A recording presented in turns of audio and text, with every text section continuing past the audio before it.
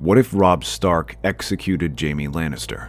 Let's explore the depths of it in the video. Jaime rushes through the forest outside Riverrun, his mind still racing about what happened. The last thing he remembered was being trapped in his cell, but the next he found himself being laid out by a group of men who wore his family's colors, but claimed they were under employment of Tyrion Lannister. One man to murder the guards, a second to pick the locks of his cell, and a third to mimic the voice of Lord Edmure. Jaime nearly laughs. It is just the sort of mad plan his brother would cook up. He is tempted to kiss Tyrion the next time he sees him, but his amusement is cut short by the twang of crossbows. Bolts flash from the trees, and the men at the back of the column scream before going down. Glancing back, he sees a group of mounted men rushing after him, bearing the sigil of House Tully. Rather than retreat, Jaime laughs. It's about time he repays Lord Edmure for his hospitality.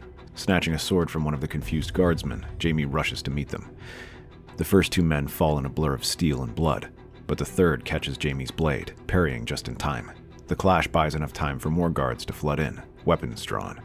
Confusion ripples through the Lannister ranks. Only the few Tyrion had personally entrusted with the plan know what's happening. Jaime, clad in their uniform, is nearly indistinguishable from the others. But instinct takes over, and blades are raised. In moments, the battlefield is in chaos. The forest soon comes alive with the ring of swords and the cries of men who roar and batter one another. Though the Lannisters are more numerous, their hesitation costs them. Some refuse to move for fear of being punished, and many are cut down before they can react. As Jaime finishes off the guards, he hears an angry cry. Edmure points his sword at him, identifying him because of his shaggy beard, and directs his men to face him. Nearly a dozen Tully guards swarm him in an instant, fighting through the Lannister ranks. Jaime backs up, cutting the first attackers down, but soon finds himself surrounded and overwhelmed. In a matter of minutes, the battle is over, with dozens of Lannister guards dead and the rest throwing down their weapons without a fight. They are led back to Riverrun in chains, where Edmure reports everything that happened. Jaime is thrown in a dungeon where he cannot access the comforts of his tower cell, and Robb rides back to handle this matter. It is too risky to leave the Kingslayer alive. I lost a lot of good men trying to get him back. We were fortunate enough that I discovered this deception when I did. He will not escape if he's properly guarded. Sir Jaime is guarded day and night by my men. I've already tripled his guards, but, begging your pardon, your grace, if his brother wants him out so badly, he won't stop now. There will be another attempt to free him. I'm afraid I must agree, Robb. I once considered the imp to be the least dangerous Lannister, but I now see I was wrong. He is cunning and managed to slip my grip in the Vale. So, what do you propose? We execute Sir Jaime. Execute him? He's a prisoner taken who surrendered, and he vowed not to try escaping. I think the gods will forgive us for lopping his head. He's the only thing keeping my sister alive, and staying Tywin Lannister's hand. Staying his hand? Half the Riverlands have been burnt, and the other half is still on fire. He's hardly stayed his hand. As for your sisters, what's to say they aren't already dead? Edmure, what are you saying? I'm saying the Lannisters might have already killed them for all we know. They speak as if they have both of them, but you said it yourself, Cat. In Sansa's letter, she doesn't even mention Arya. And what is to say they haven't executed her? This attempt could be because they know they have nothing to trade. The room goes silent as Edmure says these things. None of them had ever wished to admit it, but that possibility had crossed their minds, and Edmure's words made too much sense. You would condemn my girls to death if they live. And if he escapes again, then what will stop the Lannisters from executing them? At least Lord Karstark will be pleased. None of them could have predicted this escape attempt, and how cunning the plan was. There is no telling what Tyrion will try next. Though it is unspoken, the truth is that Jaime is more valuable than Sansa and Arya. He is one of the Lannisters' symbols of power. He commands troops, instills fear, and has proven to be willing to do whatever he wants to achieve his goal. He will always be a threat so long as he lives. The next day, Jaime is brought out of his dungeon and dragged into the courtyard. The rain was pouring that day, but Robb stood silent, resting on his longsword. If you have any final words, I will hear them. I hope you know which end of that sword to use. Robb raises his sword, and with a single swing, takes Jaime's head.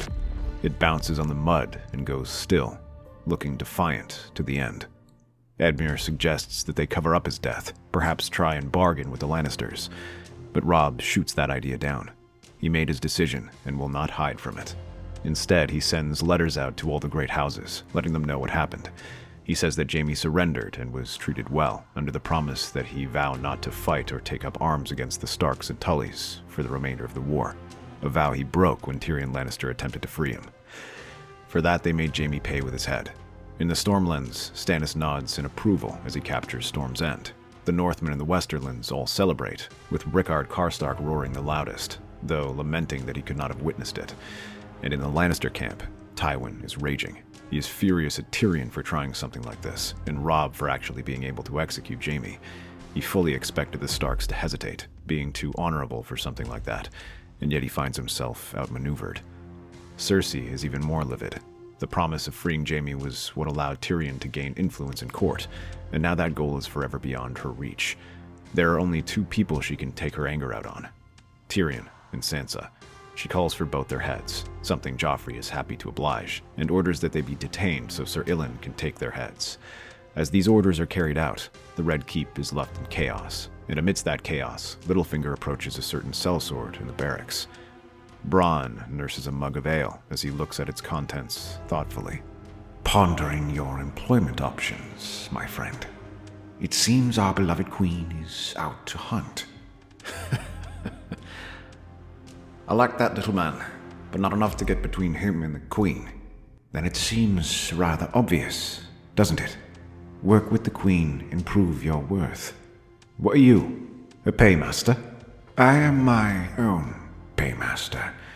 Though our goals were previously in line, it seems they are diverting now. Now? And why is that? Don't tell me you want Tyrion for yourself now. In this state, it would be madness. And all he does is weigh you down. On the contrary, sometimes the best way forward is to take 2 steps back. I believe Tyrion could be useful, but it is not he whom I'm concerned with, but Lady Sansa. She is far too pure for this court, and it would be a shame if something were to happen to her. Oh, I suppose it would be a shame for her to lose that pretty little head of hers, but that's not for men like me to fret over. Not unless I give you reason to fret over her. You don't strike me as the knight out of a fairy tale. You're much too scruffy for that. Still, I suppose she would not begrudge if you were to rescue her. As he finishes speaking, Lord Baelish slides a sack full of gold dragons under the table. Bronn takes it and looks up as Littlefinger winks. You'll get another token of my gratitude once she is safe on my ship. That night, Sansa awaits her execution. She is left in her bed and curled up into a ball, staring at the wall. She spends hours crying, and now her tears are all dried up, leaving her just staring helplessly, awaiting the inevitable. And then she hears a sharp cry from outside, followed by the sound of steel being drawn. There is a brief fight, followed by a pained cry, and then the door slides open. Bronn steps forward, bloody longsword in hand. At his feet, Sir Meryn and Sir Boris lay in puddles of their own blood. You must be Sansa Stark. Come with me if you want to live. What? Who are you? Sir Dantos was supposed to be the one who was going to rescue me. Look, my lady, I don't know who this Sir Dantos is, but I have my orders to bring you to safety. There's your ship out at the docks waiting for you. If you don't want to go there, that's not my problem. He turns and begins to walk off, wiping his blade on Sir Boros's body. But just as he predicted, Sansa soon grabs her things and follows after him. The castle is completely quiet at this time, and Bronn moves through the empty halls until at last they reach a small dock outside the Red Keep, where a rowboat is waiting. To their surprise, they find Sir Dantos there with someone else, Tyrion Lannister. The 4 of them say nothing as they row out to a small ship anchored just out of sea. With Stannis at Storm's End, the Baratheon blockade should be gone. Once they reach the ship, Littlefinger peers over the edge. Well done, my friends. Now, Bronn, I believe there is one more service you must provide me. Nodding, Bronn pulls out his dirk and drives it into Sir Dantos' chest. Sansa barely suppresses a scream as Bronn twists the blade and drops a torch onto his body and the boat. Littlefinger smiles. Sir Dantos cannot be trusted with secrecy, and now Bronn knows what happens to those under Lord Baelish's service who talk too much. Once they are aboard the galley, it begins to move north. I suppose the 2 of you are wondering why you are here. The answer to that is simple. I believe that you two are far more useful alive than dead, especially to me. And what is your aim, Lord Baelish? What's anyone's aim in the Game of Thrones? To gain power and influence. Unfortunately, it seems that will not happen under the Lannisters anymore. You've given us for lost. Why shouldn't I have Bronn hack you apart where you stand? Careful, Tyrion. This might not be the best time to suggest that. I must say, I am surprised to see such familial loyalty from you, Lord Tyrion. But you're not entirely correct. Your sister is foolish and unstable. Her decision to execute both of you is proof enough of that.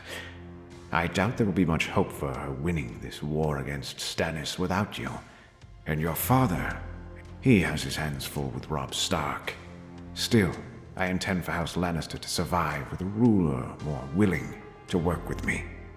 Don't think I've forgotten my little trip to the Vale, Lord Baelish. You would be wise not to test me. Please, my lord.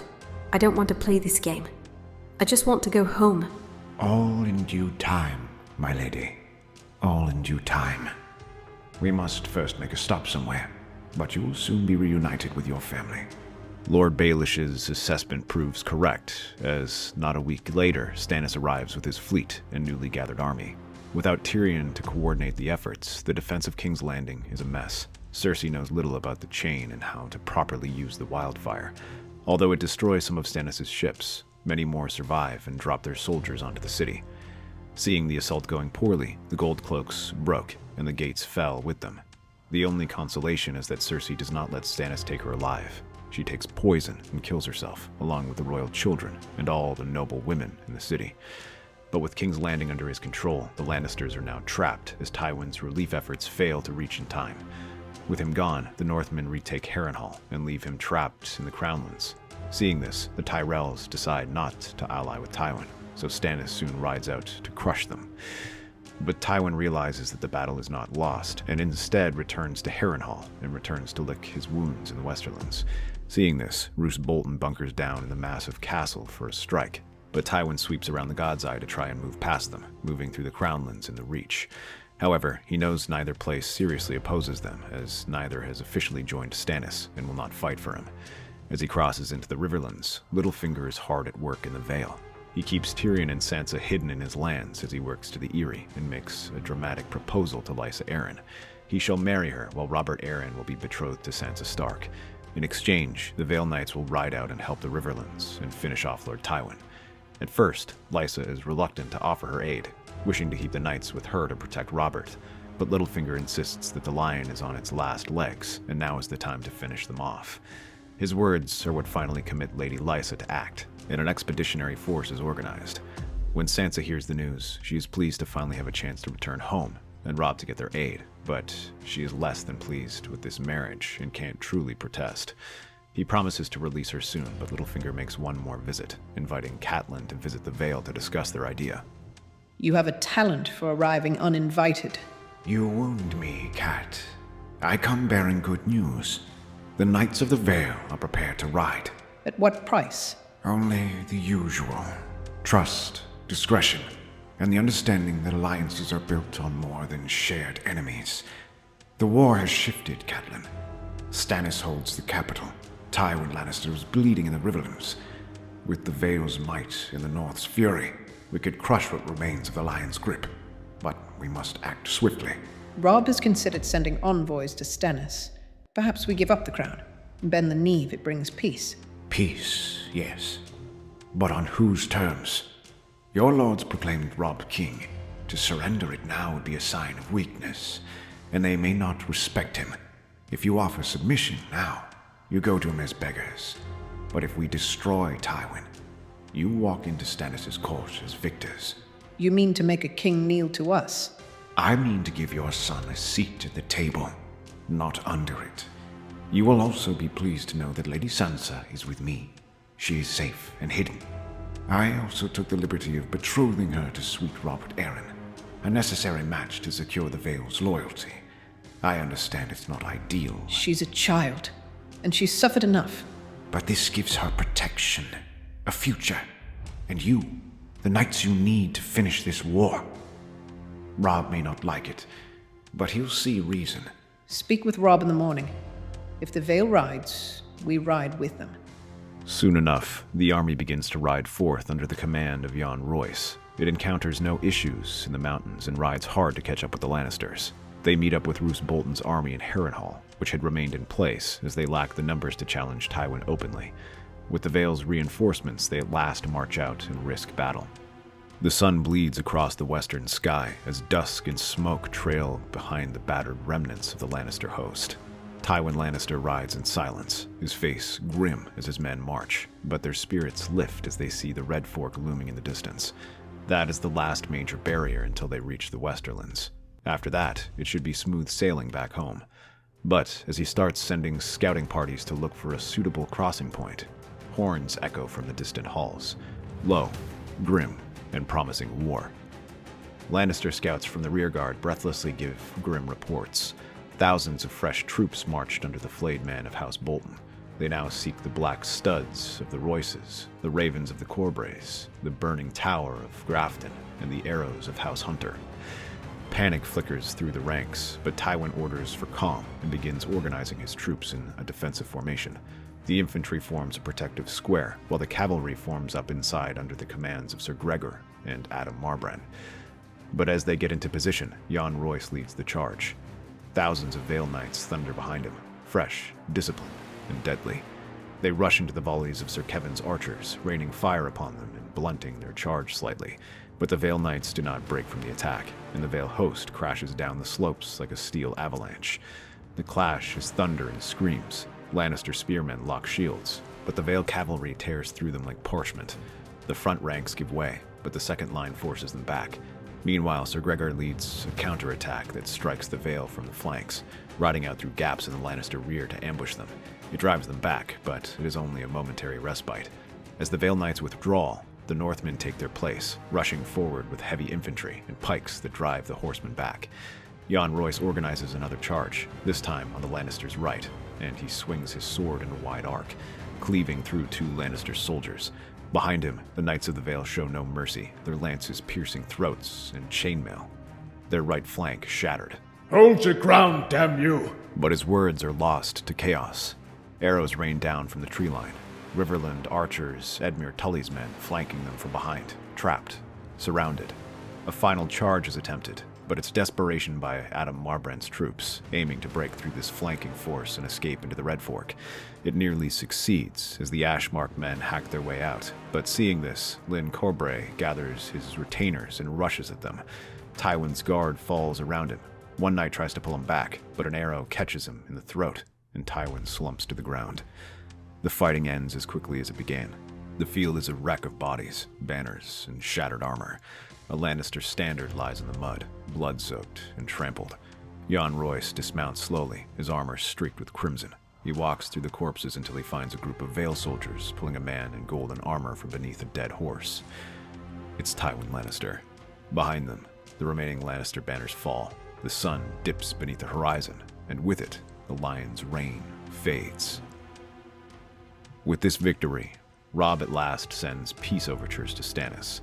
Their recent victory and the arrival of the Valemen at his side emboldens him, and he presents his terms.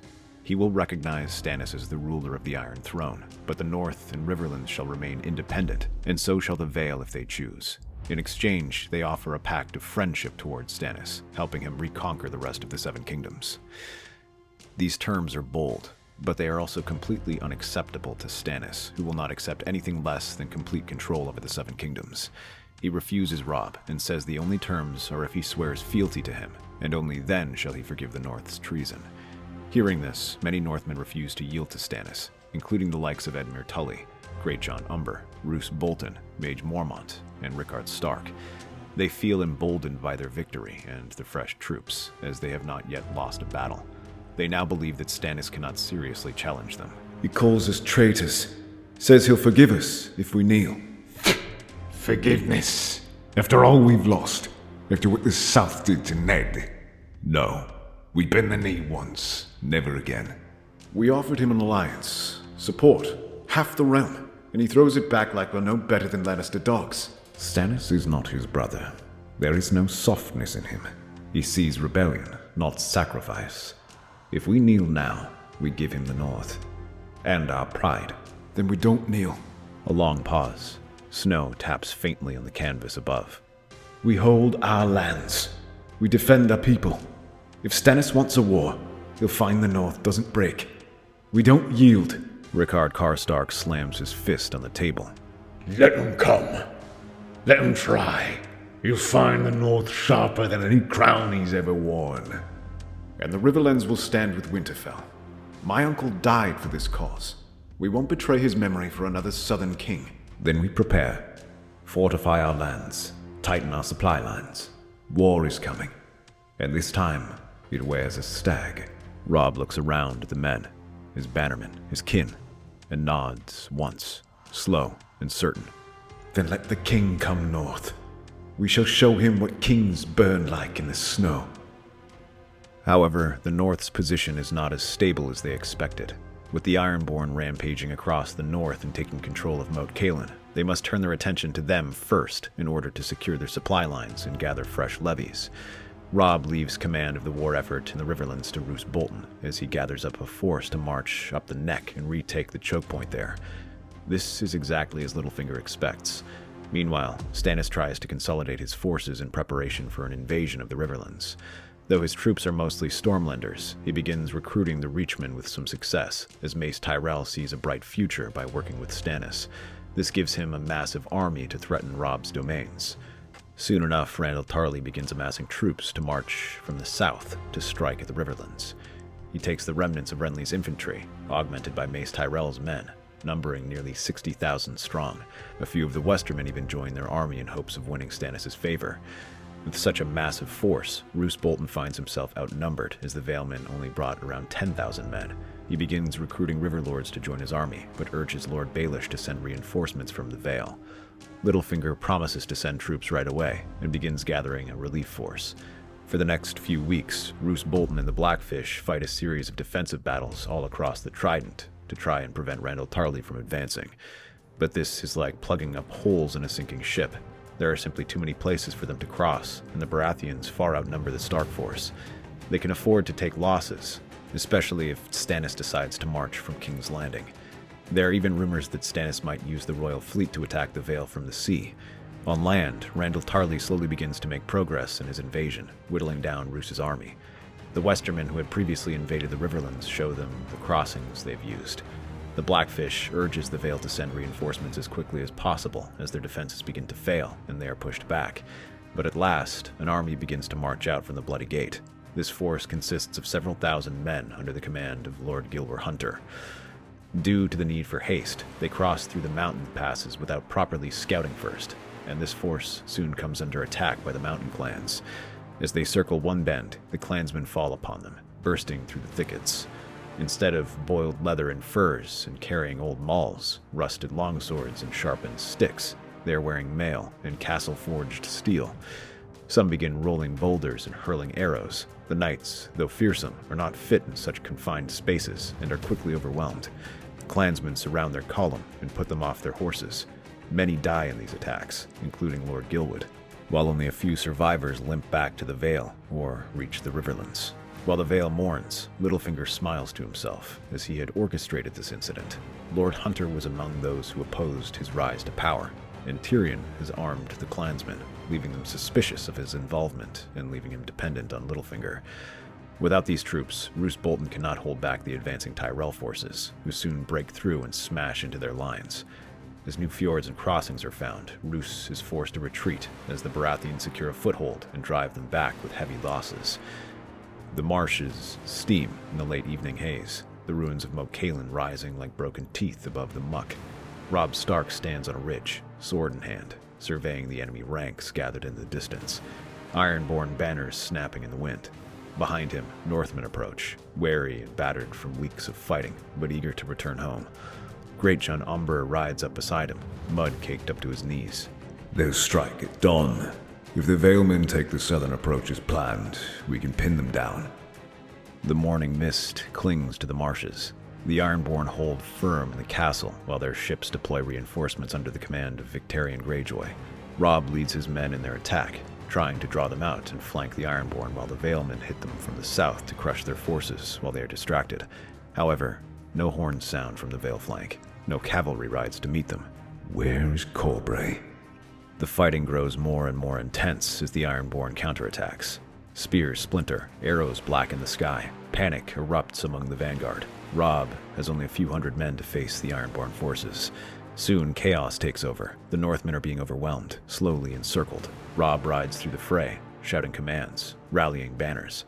Beside him, Great John Umber hacks down an Ironborn captain, blood spraying across his face before shouting a retreat. Robb remains one of the last to escape, covering their retreat.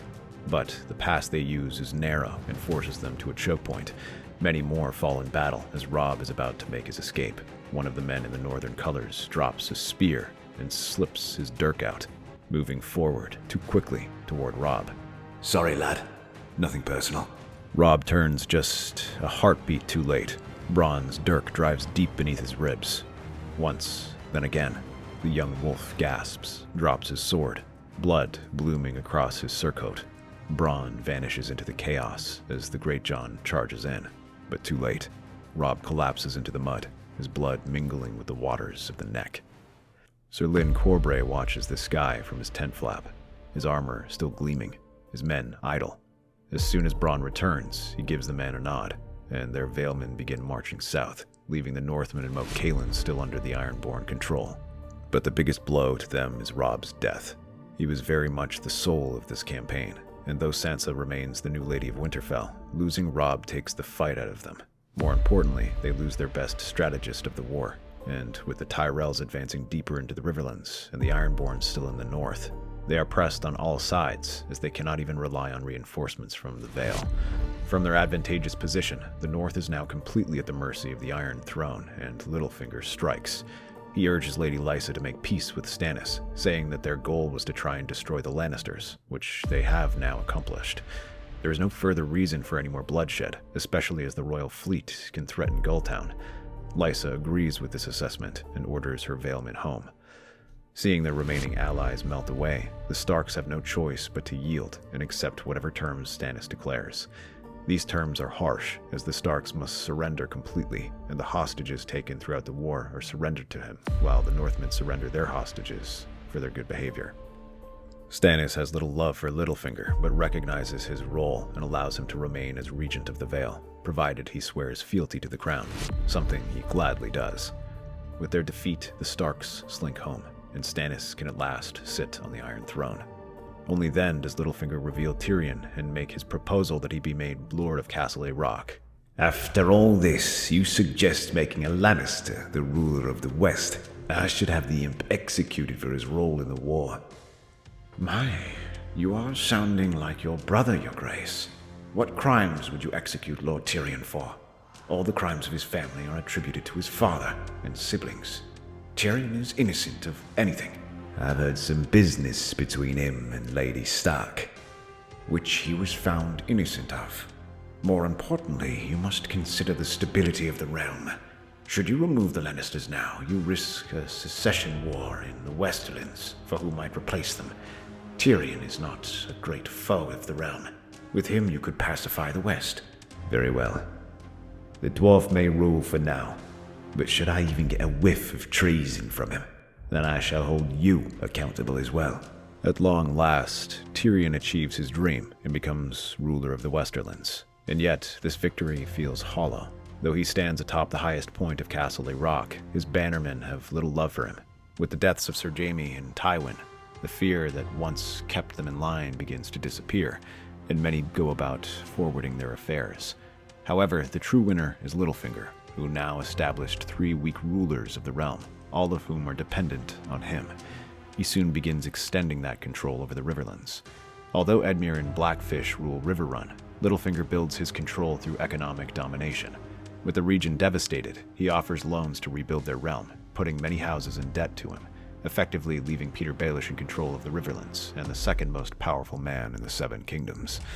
The only downside is that his influence in the capital is significantly weakened, as Stannis removes him as Master of Coin and keeps him in the Vale, away from King's Landing where he can cause trouble.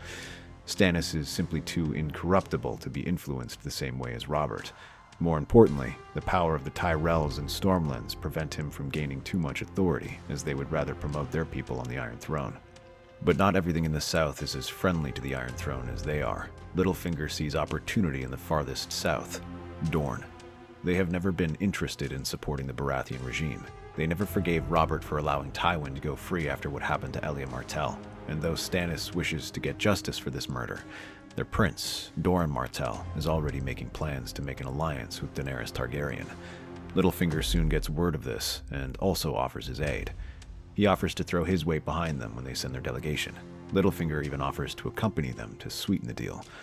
In exchange, they will assist each other in achieving their goals. The Dornish are more than willing to agree to these deals. They organize a delegation to send to Meereen, where Daenerys has managed to conquer Slaver's Bay. Littlefinger and Quentyn Martell will go there to secure a marriage alliance.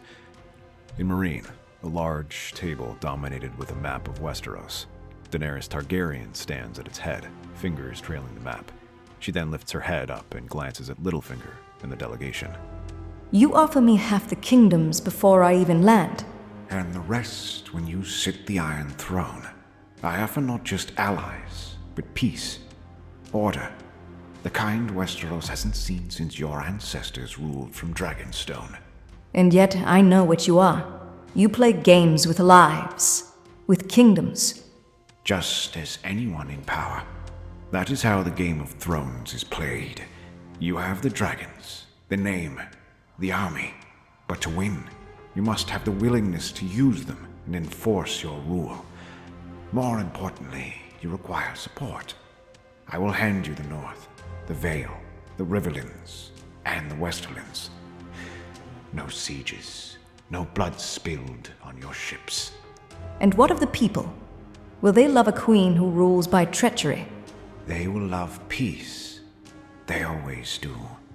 And when the Iron Throne shines again, they will remember who gave them that peace. With Quentyn, you shall gain Dorne as well. So be it. I will take your kingdoms, Lord Baelish. And should you cross me, I will feed you to Rhaegal, and not lose a single night's sleep.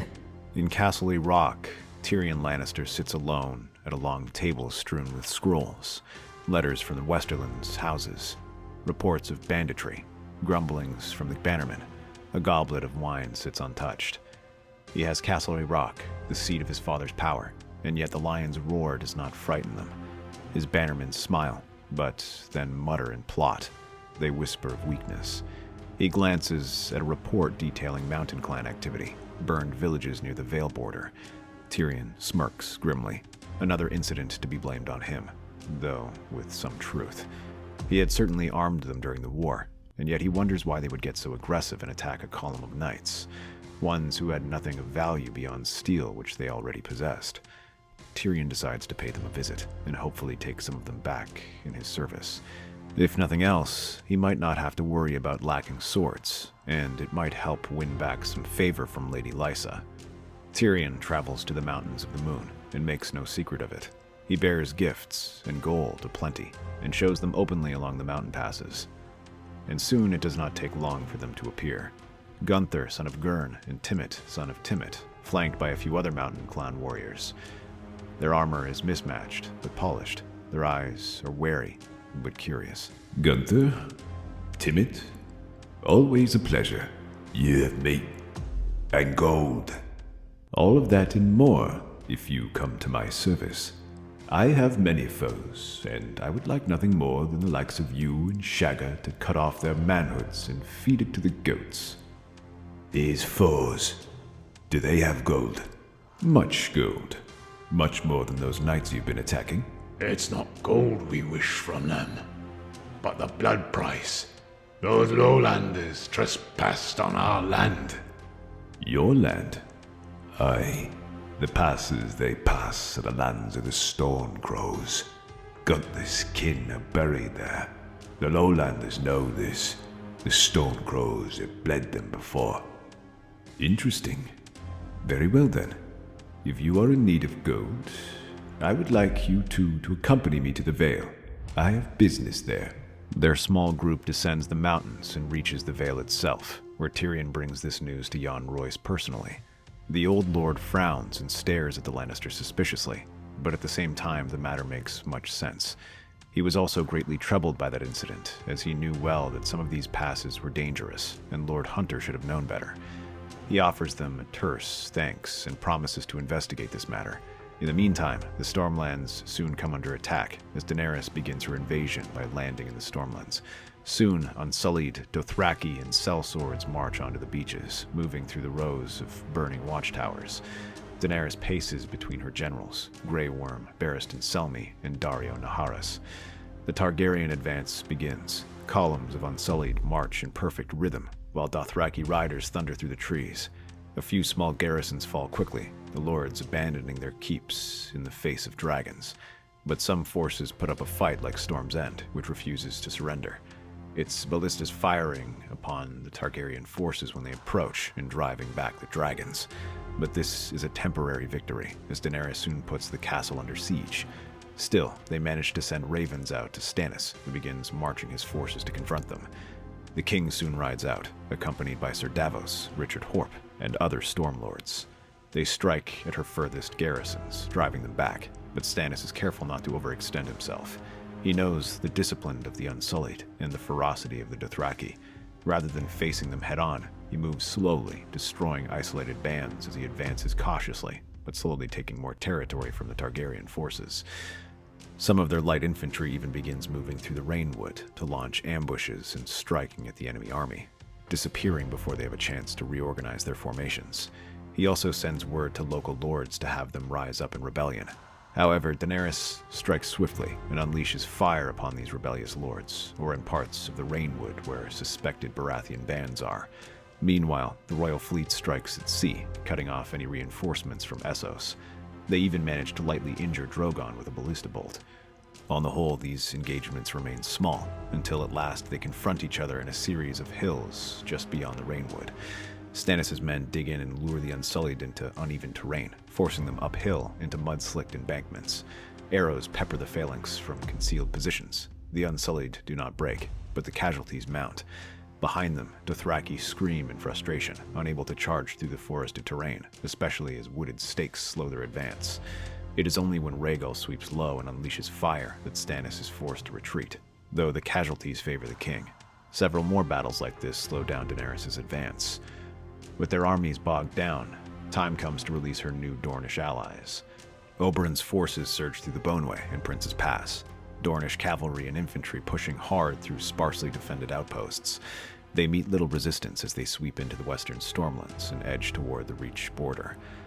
The Marcher lords retreat into the castles and begin preparing for sieges. Although they are normally enough to handle threats like this, the Dornish are stiffened with sellswords and Sir Barristan, who knows the lands well. Villages are torched, roads are cut, grain caravans disappear. The Reach's banners hesitate, unsure of whether to assist Stannis or protect their own lands. Mace Tyrell is silent. Randall Tarley splits his force to defend Highgarden, preventing Stannis from getting reinforcements. He urges more troops to gather reinforcements from the Vale, Riverlands, and Westerlands. It takes some time, and the Riverlands begin sending troops. However, Lord Baelish limits how many troops from the rest of the region arrive. He gathers some loyal men from the Vale and prepares to join them in marching out. Meanwhile, Tyrion continues his investigation to search for the truth. His room in Runestone is dimly lit, filled with maps and military dispatches. Tyrion Lannister leans over a tactical report, running his finger along sketched terrain. He stops at a marked spot, the Trident, and frowns. The North should have held. Bolton had the numbers. The flanks were open. But the Vale's reinforcements never arrived. He knows why. Because Littlefinger had urged Lord Hunter to arrive as quickly as possible, and it led them to disaster in the mountain roads. He flips to another parchment, correspondence between the Eyrie and the Stark camp. Another, a schedule of troop movements. His brow furrows deeper with each detail. Moat Caelan. Lyn Corbury never even left his position to begin his attack. That wasn't hesitation. That was sabotage. He turns, and in the shadows of the study, Gunther, son of Gurn, and Timett stand silently like sentries. Ready the horses. I believe Sir Lyn Corbury owes us a drink. And a confession. Later that week, rain spatters the cobblestones. Lyn Corbury is dragged from his quarters by Gunther's men, his cloak soaked, eyes wide with a mix of anger and fear. He's thrown to his knees before Tyrion, who sits beneath a covered canopy with wine in hand. I did what was necessary to preserve my men. I received no command to charge. How much, Lyn? What did Littlefinger promise you? Gold? Land? I don't have to answer for anything. Well, not to worry. Timett is not much of a talker. Perhaps you'll find him better company. Timett frowns and steps forward, his burned eye flickering in the dim light as he absently picks up a knife from his belt. The knight shrinks back. I'm a marriage. A strong one. My debt's forgiven. But I didn't act alone. He had an agent. A man named Bronn. That's all I know. Bronn lounges at a corner table, cleaning dirt from beneath his nails with a dagger. A mug full of ale sweats beside him. The door creaks open, and Tyrion enters, soaked but calm. He orders a wine without looking. Well, well. Look what the lion dragged in. You've been busy? Seems someone else has noticed your penchant for killing. Don't get your tail tied up, little lion. He never asked me to hurt you. No, not me. I know you played a role in Robb Stark's death. I could spread that, or I could protect you from it. And what do you want? Our old agreement. Your loyalty. Quietly, unflinchingly. And no more errands for Lord Baelish. So I'm yours again. You were always mine. I just had to remind you. Now, the first manner of business. We go to yon Royce. It's time someone reminded him who the Vale really belongs to. A gray sky hangs low, the horizon veiled in mist and smoke. Stannis Baratheon's host, the last true royal army in Westeros, lines the hills in serried ranks of Riverland archers, Stormlanders, and Crownlanders. They also have a reserve force of Valemen. Across the open field, Daenerys' army awaits, unsullied in locked formation, Dothraki cavalry circling, and the glinting banners of Dorne fluttering behind them. Overhead, the dragons shriek like living thunder. Stannis rides the line, jaw clenched, flanked by Sir Davos and a dozen battle-hardened commanders. Hold the center. Let the Dothraki crash against our shields, then counter-strike or face arrow storms. Vale Riders swing from the east to crush their flank. When they break, we strike from the rear. The horns sound. The Dothraki charge, a wild storm of hooves and steel. Stannis' front line holds firm, spears locking, shields bracing. The initial impact shakes the hill, but the Baratheon line bends, does not break. Archers help blunt the impact and weaken their charge. As their lines fall into chaos, the spearmen surge forward. The Unsullied march forward, precise and deadly. Dragon flame scorches the rear flanks, pushing Stannis to rally the Westerland knights to hold position. But ballista prevent them from getting too close. They're overextending. The Vale strikes now. But the Vale banners do not move, sweeping in from the eastern hills at full gallop. Stannis smiles for a moment, until they lower their lances. Lord Benedar Belmore is in command of this army, who has long since joined Littlefinger's camp. Taking heed of Littlefinger's commands, he slams into Stannis' rear, catching the Riverlanders and Westerners off guard. Dozens die in the first pass. Stannis watches in stunned silence as his rear line collapses inward. Horns call for a retreat. Sir Richard Horb tries to reorganize his army to push back the attackers, but as they try to adjust formation, the Dothraki see this formation and rush at them, their horses crashing into their disorganized lines. Fall back to the tree line. Rally! Westermen! Dragonfire sweeps the battlefield, and Drogon screams overhead. Stannis' standard-bearer is incinerated where he stands.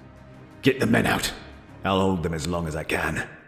The sun sets behind a red haze of ash, corpses, and scorched earth. Daenerys surveys the field on horseback, flanked by Grey Worm and Oberyn Martell. He fought hard, harder than most, but the realm is mine now. Snow falls lightly over the cold mountain pass. The bloody gate looms ahead, shut tight, guards posted on its high towers. Lord Baelish, cloak muddied and his black gloves torn, approaches alone on horseback, his retinue long since scattered. He smiles to himself as he returns from the front lines alongside Lord Belmore and his army. With this victory, he now has a queen on the throne who shall be grateful for aid. At the gate, Sir Donal Waynwood answers his call and frowns. Peter Baelish, in the name of Lord Yon Royce and the Lords declare it. You are not welcome in the Vale. A mistake, surely. I am the Lord Protector of the Vale. You were. You are now under suspicion of treason against the crown, the betrayal of Robb Stark, and the murder of Vale Lords. Turn back or be fired upon. Littlefinger's smile falters. The wind howls across the high pass. He turns his horse slowly, alone against the mountain. No banners follow. The empire he's built falls apart with remarkable speed. Many of the lords are quick to turn against him as soon as they smell blood in the air.